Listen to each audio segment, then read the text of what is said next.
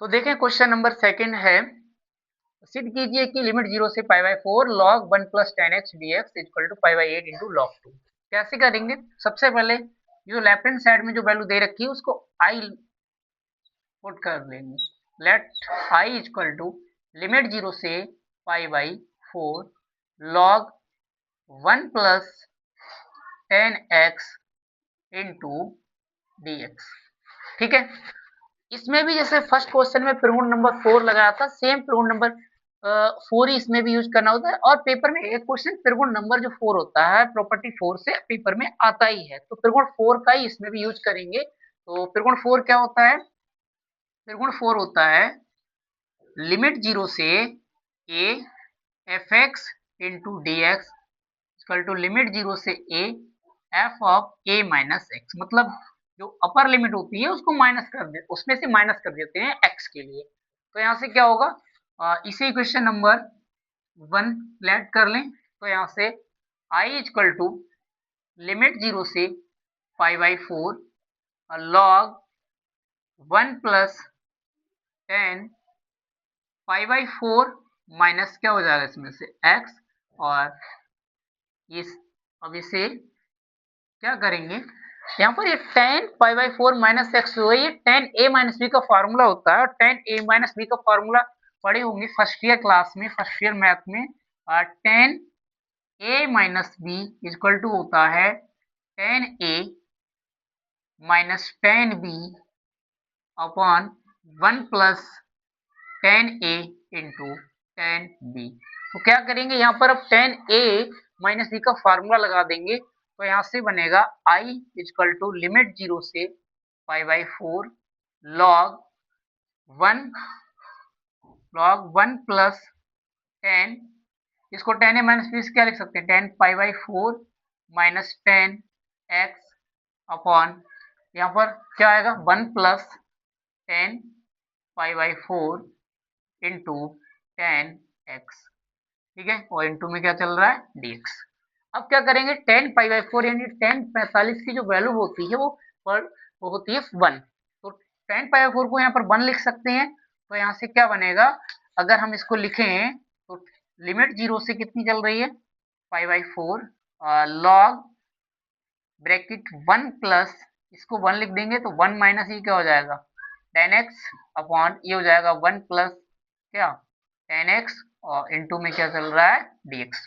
अब क्या करेंगे, इस 1 के बटे में अगर 1 को हम लेट कर लें और क्रॉस मल्टीप्लाई करें तो क्या बनेगा, यहाँ से देखें लिमिट 0 से पाई बाई 4 लॉग, इसकी यहाँ मल्टीप्लाई करेंगे तो हो जाएगा 1 प्लस का tan x और इसकी इधर मल्टीप्लाई करेंगे हो जाएगा 1 माइनस का tan x अपॉन में 1 प्लस tan x इंटू क्या dx।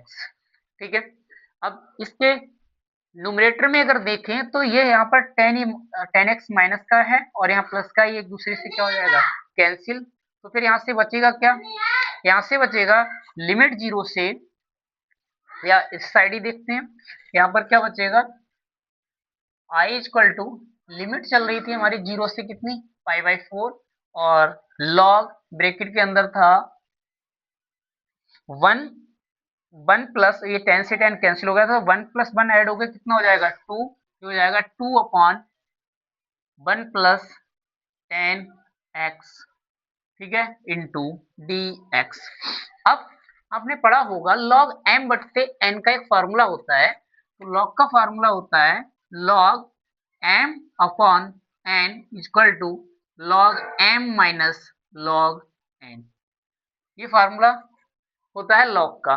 ठीक है, और इस पर डिफरेंशिएशन में इसका काफी यूज होता है और इंटीग्रेशन में भी। तो i इक्वल टू चल रहा है लिमिट 0 से कितनी पाई बाई 4 log, इसे क्या लिख सकते हैं log 2 minus log 1 plus 10x और बाहर क्या चल रहा था ब्रैकेट से dx।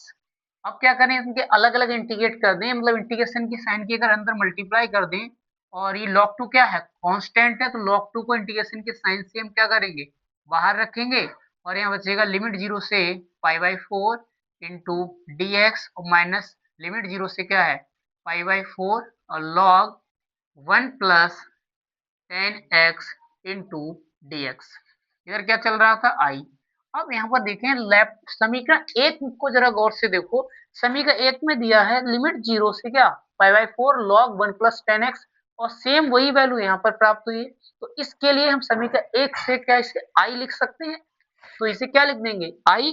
तो अगर इसे i लिखेंगे तो इधर i पहले से चल रहा है, और log 2 तो बाहर है ही यहाँ से क्योंकि कांस्टेंट है, और इंटीग्रेशन यहाँ पर कुछ नहीं बचा तो 1 समझ लो। 1 का इंटीग्रेशन क्या होता है x, और लिमिट क्या चल रही थी, लिमिट चल रही थी 0 से कितनी π/4। ठीक है, और इसको क्या लेंगे, ये किसके बराबर है, ये इक्वेशन 1 से i की वैल्यू है, और इस i एक को अगर माइनस का है इधर ला के प्लस का कर सकते हैं, तो इधर i प्लस ये i हो जाएगा, और इधर log 2, और यहाँ पर लिमिट जब रखेंगे, लिमिट क्या रखने का तरीका क्या होता है, upper limit minus lower limit.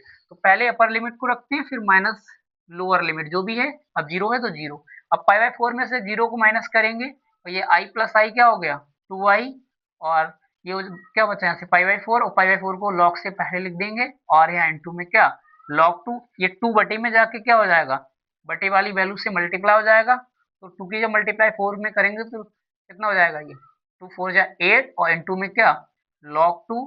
ठीक है, यही हमारे सवाल का आंसर हो जाएगा। ठीक है, बस यही इस क्वेश्चन का एकदम राइट आंसर होगा।